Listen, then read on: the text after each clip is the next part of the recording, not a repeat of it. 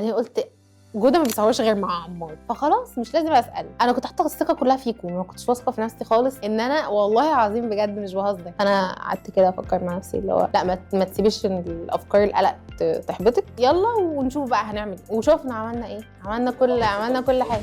ان انا عارفه ان انا عامله حاجه حلوه، وعارفه ان انا عامله حاجات ومش عارفه ايه والكلام ده كله مش فارق معايا. انا فارق معايا ان انا احس ان انا وانا قاعده انا مطمنه في حد ورا الكاميرا انا واثقه فيه، عارفه هو هيطلع لي ايه، وعارفه ان هو مش هيفوت لي حاجه، مش هيطلع اي حاجه فيها اي لخبطه بوظان كده، احس ان الفيديو مش مترتب او ان الفيديو مش متاخد وان شوت. الثقه كانت اولا كانت فيكم كبيره جدا، ثانيا كانت بقى في الحاجات اللي انا عاملاها. انا حاسه ان انا عامله حاجه حلوه بس مش عارفه هقدمها ازاي لسه، بس تمام. بس انا تمام، انا موافقه ان انا اخد الخطوه دي. عمار كان مهم جدا بالنسبه لي، انا اصلا كنت خايفه جدا، وكنت عايزه ابعت لك على الواتساب اقول لك عمار هو اللي هيصور صح. بعدين اول ما جيت هنا اول سؤال سالته لآية بعد ازيك، عمار اللي بيصورك صح؟ قالت لي اه.